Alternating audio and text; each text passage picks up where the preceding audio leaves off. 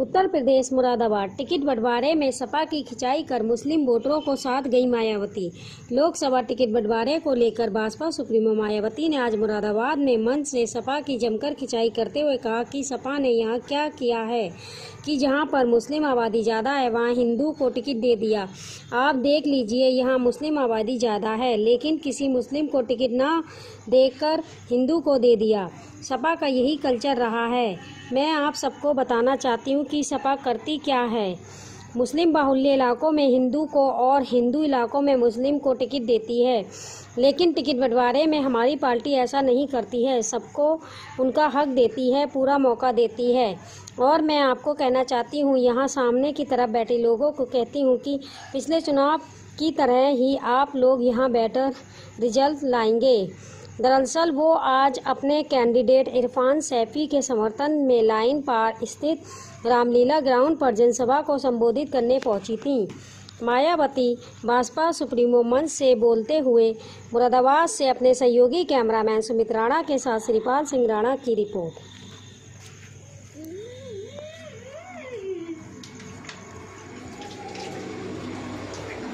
इसे रोको रोको, मुझे आता ना पैटर्न करना। आजा सपाली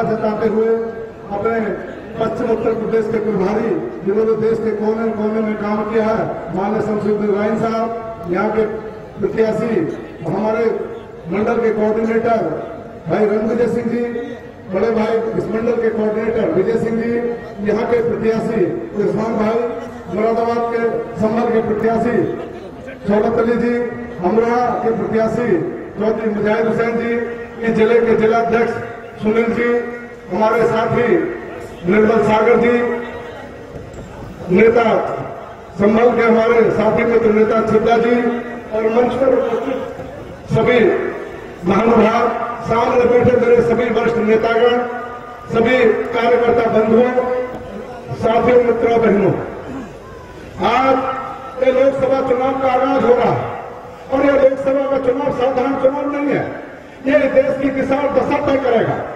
एक तरफ ऐसी पार्टी है जो इस लोकतंत्र को खत्म करना चाहती है और इस लोकतंत्र को खत्म करने के लिए तरह तरह के हथकंडे अपना रही है।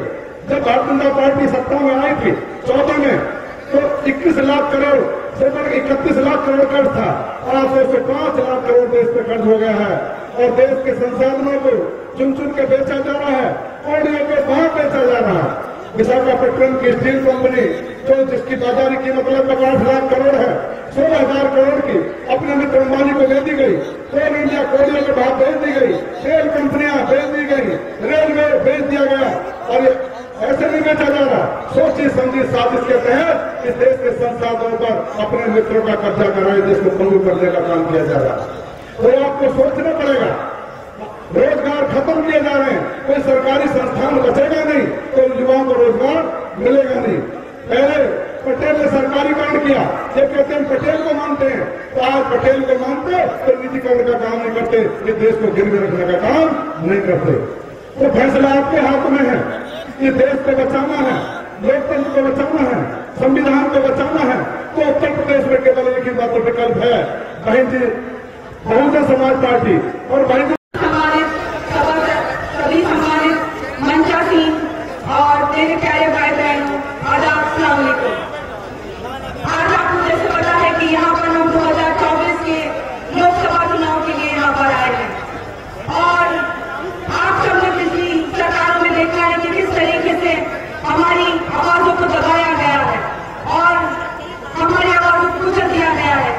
बाबा साहब भीमराव अम्बेडकर जी ने जो हमें फरियाद दिया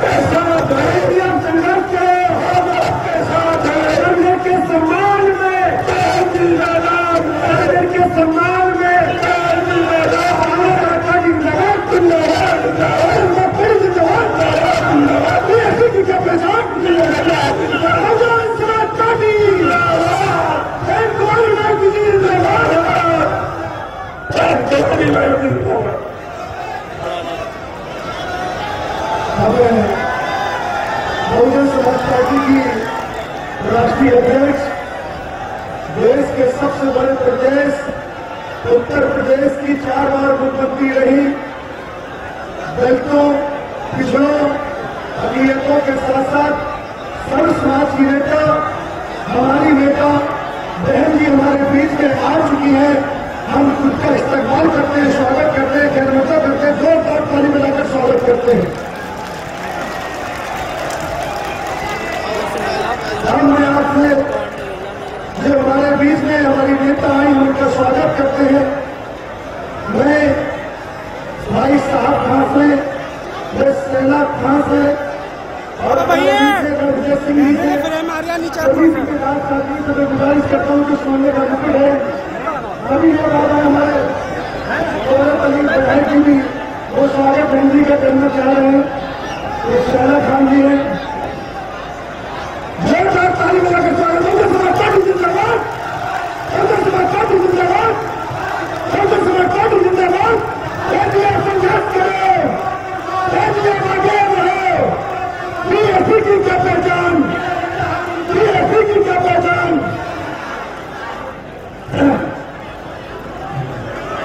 अब हमारे बीएसपी की इस चुनावी जनसभा में इकट्ठा हुए पार्टी के सभी छोटे बड़े पदाधिकारी एवं कार्यकर्ता, आज आप लोग देश में व जहां आपके उत्तर प्रदेश में भी लोकसभा के लिए हो रहे आम चुनाव में अपनी पार्टी के उम्मीदवारों के समर्थन में मुझे सुनने के लिए यहाँ इकट्ठा हुए हैं, तो उसके लिए मैं आप सभी लोगों का हार्दिक दिल से आभार प्रकट करती हूँ। वैसे आप लोगों को ये मालूम है कि हमारी पार्टी कांग्रेस, बीजेपी व अन्य किसी भी विरोधी पार्टी तथा गठबंधन आदि के साथ मिलकर नहीं है, बल्कि अकेले ही अपनी पार्टी के बलबूते पर पूरी तैयारी व दमदारी के साथ ये चुनाव लड़े। इसके साथ ही पार्टी के लोग पूरे जी जान से लगे। लेकिन यहाँ मैं ये भी कहना चाहती हूँ कि टिकट बंटवारे के मौके में हमारी पार्टी ने पूरे उत्तर प्रदेश में जहाँ जिसकी आबादी ज्यादा है, हिंदुओं की आबादी ज्यादा है, तो हिंदू को टिकट दिया है।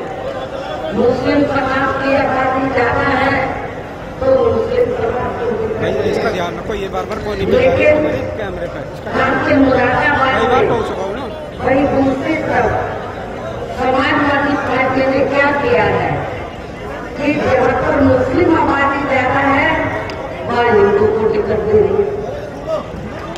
आपके मुरादाबाद में मुस्लिम आबादी ज्यादा है, लेकिन मुस्लिम को टिकट ना देकर हिंदू को दे दिया।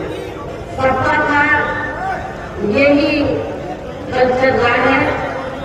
खासतौर से मैं हिंदू और मुस्लिम दोनों को ये बताना चाहती हूँ, सपा करती क्या है, समाजवादी पार्टी करती क्या है कि जहाँ पर हिंदू वोट ज्यादा होता है तो वहाँ पर वो मुस्लिम को टिकट देती है ज्यादातर, और जहाँ पर मुस्लिम वोट ज्यादा होता है वो हिंदू को टिकट देती है। तो ये तो लेकिन टिकट बंटवारे के मामले में हमारी पार्टी ये सब नहीं करती है। सबको उनका पूरा हक देती है, उनको पूरा मौका देती है। हालांकि आज यहाँ आपकी इकट्ठा हुई ये भीड़ और भीड़ के जोर को भी देखकर हम मुझे ये काफी हद तक पूरा भरोसा हो गया है कि पिछली बार की तरह इस बार भी आप लोग अपने प्रदेश से यह लोकसभा के आम चुनाव में अपनी पार्टी का बेहतर रिजल्ट जरूर लाएंगे। इसके लिए मैं आप लोगों का ध्यान तो जरूरी बातों की तरफ दिलाना चाहती हूँ। और इस संबंध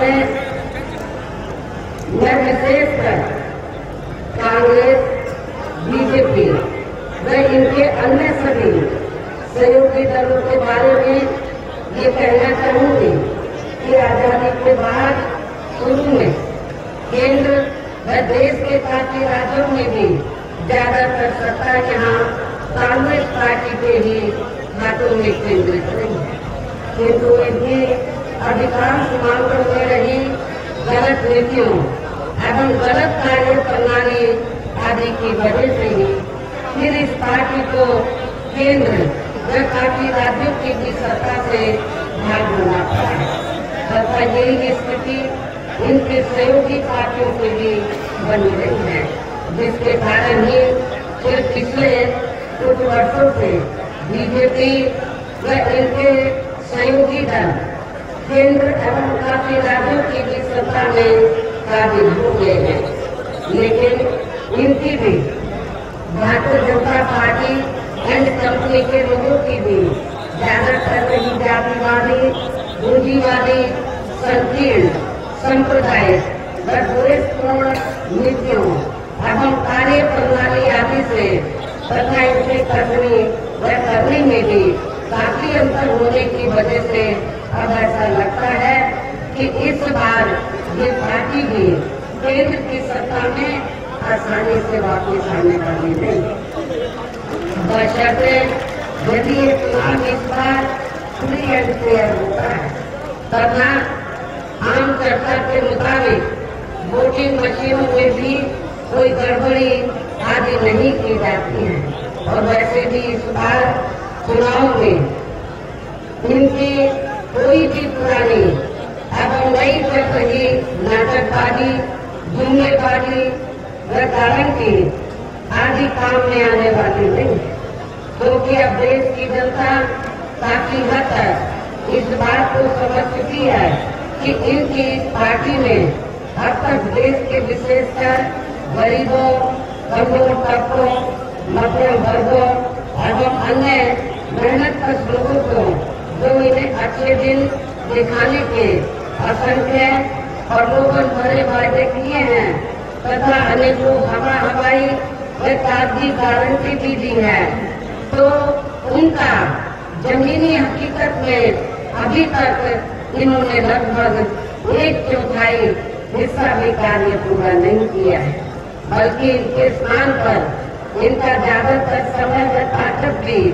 यहाँ इनके अपने चहेते रहे बड़े बड़े पूंजीपतियों एवं धन्ना सेठों को ही ज्यादा से ज्यादा मालामाल व धनवान आदि बनाने में तथा उन्हें हर स्तर पर छूट देने व बचाने में ही लगी रही है, जिनके अधिकांश आर्थिक सहयोग से भी ये पार्टी व अन्य पार्टियां भी अपना संगठन चलाती हैं तथा चुनाव आदि भी लड़ाती हैं, जिनका काफी कुछ खुलासा बोन की आई रिपोर्ट से भी हो जाता है। इसके साथ ही अब ऐसा लगता है कि कांग्रेस पार्टी की तरह ही बीजेपी ने भी केंद्र की तमाम सरकारी जांच एजेंसियों का ज्यादातर राजनीतिकरण ही कर लिया है। इसके अलावा देश के किसान वर्ग भी वर्तमान बीजेपी की सरकार में शुरू से ही अपनी विभिन्न समस्याओं को लेकर काफी ज्यादा दुखी व परेशान रहे हैं और अभी भी है, जबकि यूपी में 4 बार हमारी पार्टी के रही सरकार ने इनके हितों का भी हर स्तर पर विशेष ध्यान रखा है। इतना ही नहीं बल्कि केंद्र में पूर्व की रही कांग्रेस की सरकार की तरह ही वर्तमान भाजपा सरकार में भी इनकी जातिवादी, हीन, सांप्रदायिक एवं पूंजीवादी सोच व नीतियों के चलते पूरे देश में सब समाज में से खासकर गरीबों, आदिवासियों, पिछड़े वर्गों, मुस्लिम मुस्लिम एवं अन्य धार्मिक अल्पसंख्यक समाज के लोगों का भी पूर्ण रूप से विकास व उत्थान आगे नहीं हो सका है। और इस संदर्भ में वैसे आप लोगों को ये मालूम है कि पूरे देश में यहाँ दलितों, आदिवासियों एवं अन्य पिछड़े वर्गों का सरकारी नौकरियों में पिछले काफी वर्षों से अधूरा पड़ा आरक्षण का कोटा भी अभी तक पूरा नहीं भरा गया है। विशेषकर एससी व एसटी वर्गों के सरकारी कर्मचारियों का पदोन्नति में आरक्षण भी अब काफी हद तक प्रभावहीन ही बना दिया गया है। साथ ही केंद्र व राज्यों में भी विरोधी पार्टियों की रही सरकारों में इन सभी वर्गों को प्राइवेट सेक्टर में आरक्षण दिए जाने की व्यवस्था किए बिना ही इनकी सरकारों के ज्यादातर सरकारी कार्य अब प्राइवेट सेक्टर के जरिए ही इनके बड़े बड़े पूंजीपतियों व धंधा सेठों आदि को ही दिए जाने के कारण अब इनको पूरे देश में आरक्षण का बहुत कम ही लाभ मिल पा रहा है। इसी प्रकार इनका अन्य मामलों में भी शोषण व उत्पीड़न आदि होना अभी तक भी बंद नहीं हुआ है। इनके साथ साथ मुस्लिम व अन्य धार्मिक अल्पसंख्यक समाज के लोगों की भी हालत हर स्तर पर यह काफी ज्यादा खराब व दयनीय बनी हुई है। इसकी जानकारी आप लोगों को भी है, खासकर मुस्लिम समाज के लोगों को इसकी काफी कुछ जानकारी। इतना ही नहीं बल्कि पिछले कुछ वर्षों से केंद्र व अधिकांश राज्यों में भी बीजेपी व आरएसएस की सरकारों के चलते हुए अब इनका विकास एवं उत्थान आदि होना भी काफी हद तक बंसाही हो गया है। आए दिन इन पर खासकर धर्म की आड़ में हो रही जनजाति भी यह काफी ज्यादा चरम सीमा पर पहुंच चुकी है। हिंदुत्व की आड़ में इनका काफी ज्यादा शोषण किया जा रहा है। इनके साथ साथ अपर कास्ट समाज में से विशेषकर गरीब लोगों की भी हालत हमें कोई खास अच्छी नजर नहीं आती है। इनकी गलत कृषि नीतियों के कारण ही किसान वर्ग भी आए दिन आंदोलित ही रहता है और पिछले कुछ वर्षों से तो आए दिन किसान सड़कों पर ही अपनी आवाज उठाता रहा है। साथ ही इनकी गलत आर्थिक नीतियों की वजह से देश की अर्थव्यवस्था पर भी इसका काफी बुरा प्रभाव पड़ रहा है, जिससे यहाँ विशेषकर छोटे एवं मध्यम वर्गीय व्यापारी वर्ग भी काफी ज्यादा दुखी व परेशान है।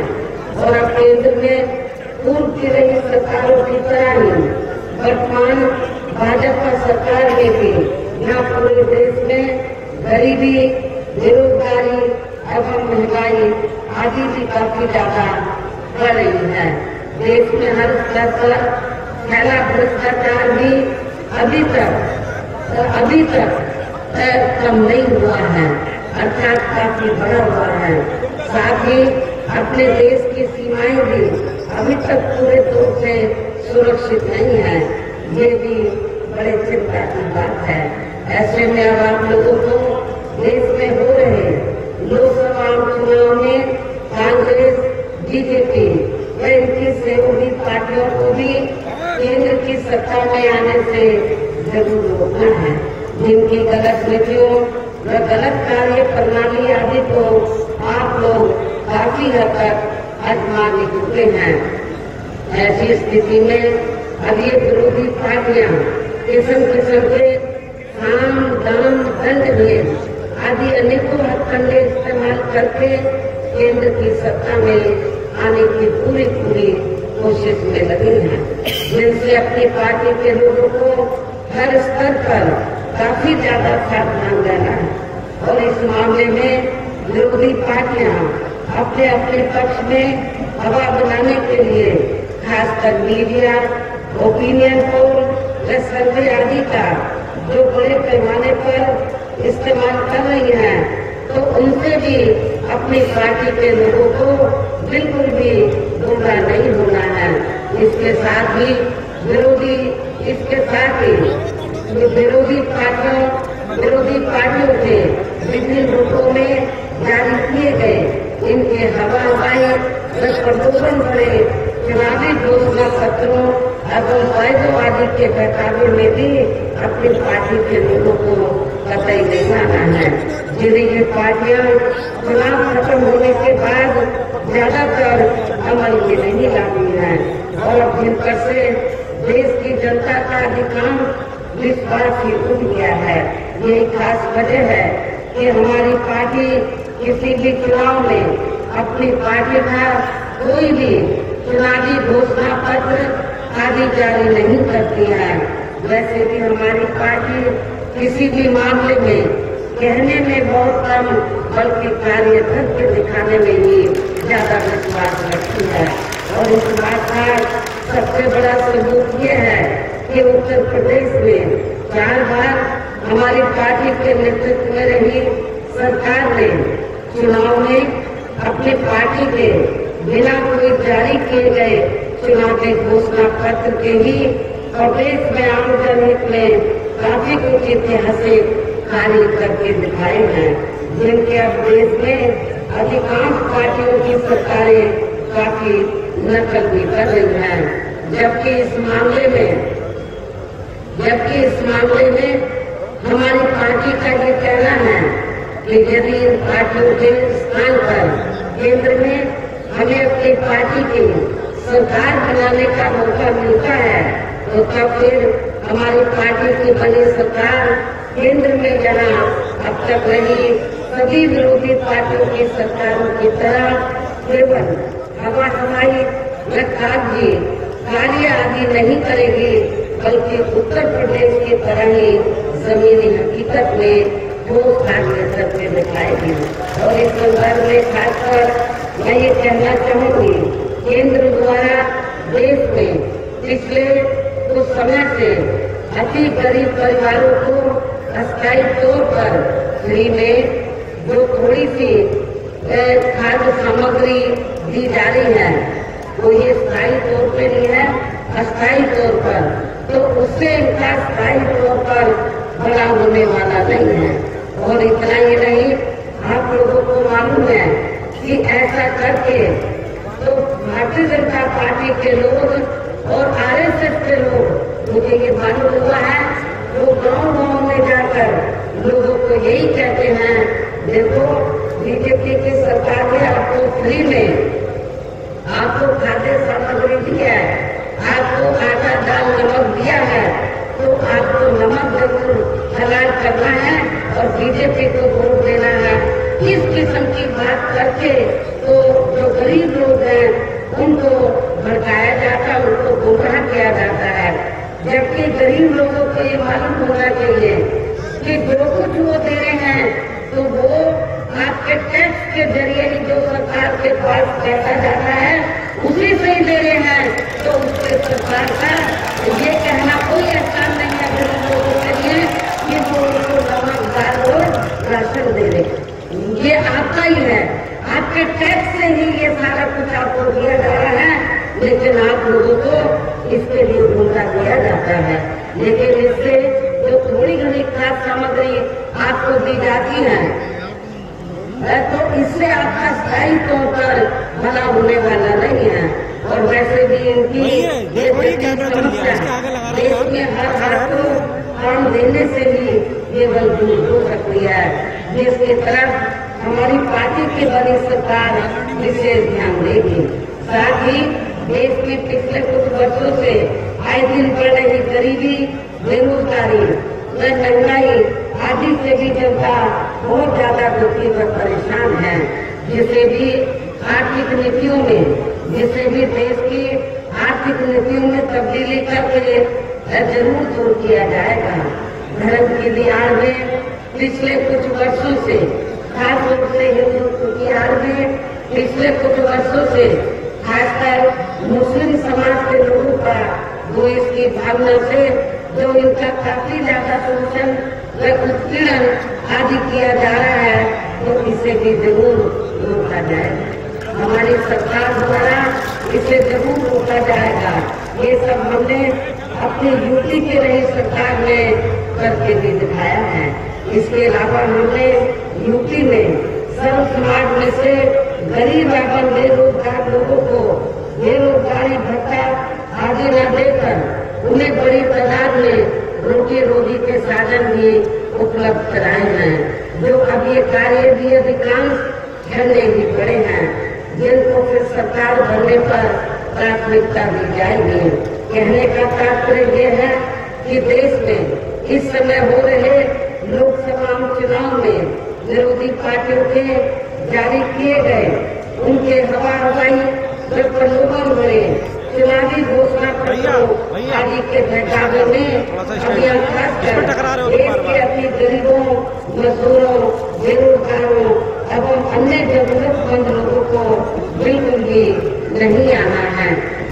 और अब इन्हें ऐसे सभी विरोधी पार्टियों को हर हालत में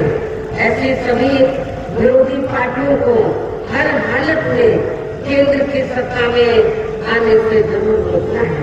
जिनकी कथनी न कभी में काफी कर रहा है, तथा जिले में लोग वर्षों से काफी आजमा भी चुके हैं। ऐसे में अब मेरा यही कहना है कि आप लोगों को अपने खुद के व अपने प्रदेश एवं देश के भी हित में अपने वोटों को यहाँ कांग्रेस, बीजेपी व अन्य विरोधी पार्टियों को न देकर केवल अपनी एकमात्र हितैषी पार्टी बहुजन समाज पार्टी को ही देना। जो ये पार्टी उत्तर प्रदेश की तरह ही केंद्र में भी अपनी पार्टी की सरकार बनने पर फिर पूरे देश में यह अपनी पार्टी की सर्वजन हिताय व सर्वजन सुखाय की नीतियों पर आधारित सरकार चलाएगी। इसके साथ साथ केंद्र से जुड़ी आपके क्षेत्र की जो भी यहाँ स्थानीय समस्याएं होंगी तो उन्हें भी फिर दूर करने का हर संभव पूरा प्रयास किया जाएगा। साथ ही यहाँ गरीबों, मजदूरों, बेरोजगारों, कर्मचारियों, किसानों, छोटे व्यापारियों एवं अन्य मेहनत लोगों के हितों का भी विशेष ध्यान रखा जाएगा। सर्व समाज में से खासकर दलितों, आदिवासियों, पिछड़े वर्गों, मुस्लिम व अन्य धार्मिक अल्पसंख्यक समाज के लोगों के विकास एवं उत्थान के साथ साथ हर स्तर पर इनकी सुरक्षा आदि के लिए भी सख्त कदम उठाए जाएंगे। और तभी फिर जहाँ वास्तव में अपने देश के महान संतों, गुरुओं व महापुरुषों में भी विशेषकर महात्मा ज्योतिराव फुले, श्री छत्रपति शाहू जी महाराज, श्री नारायण गुरु, बाबा साहब डॉक्टर भीमराव अम्बेडकर, अभिमान्यवर श्री काशीराम जी आदि का अधूरा सपना जरूर साकार हो सकता है, जिनको यूपी में हमारी पार्टी के रही सरकार द्वारा हर स्तर पर पूरा आदर सम्मान किया गया है। इन्हीं खास बातों के साथ ही अब मेरा देश के आपके स्टेट के भी हित में यही कहना है कि हमारी पार्टी ने आपके मुरादाबाद लोकसभा की सीट से मोहम्मद इरफान सैफी, रामपुर लोकसभा की सीट से श्री जिशान नैनीताल, उधम सिंह नगर लोकसभा की सीट से श्री अतर अली माहीगीर, इन तीनों लोगों को चुनाव के मैदान में उतारा है, जो जहां आपके सामने मंच पर भी मौजूद है। तो उन्हें आप लोगों को जरूर कामयाब बनाना है, जिसके लिए यहाँ पार्टी के सभी स्तर के छोटे बड़े पदाधिकारी व कार्यकर्ता आदि पूरे जी जान से लगे हैं। और अब आप लोगों को वोट करने वाले दिन यहाँ बीएसपी के अपने इन सभी लोकसभा उम्मीदवारों को अपनी पार्टी का जो हाथी चुनाव चिन्ह है, हाथी चुनाव चिन्ह के सामने वाले बटन को दबाकर इनको भारी वोटों के अंतर से जरूर जिताना है। इस पुरजोर अपील के साथ ही अब मैं अपनी बात यही समाप्त करती हूँ। जय भीम, जय भारत।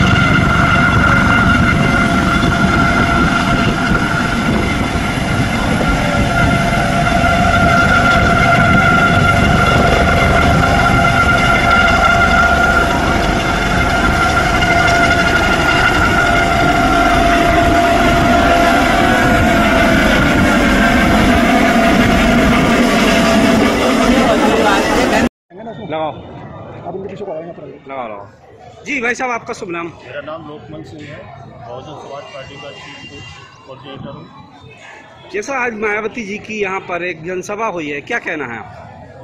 जनसभा बहुत अच्छी हुई है और ये मुरादाबाद की सीट हम लोग जीतेंगे बहुजन समाज पार्टी के। जोर से दो।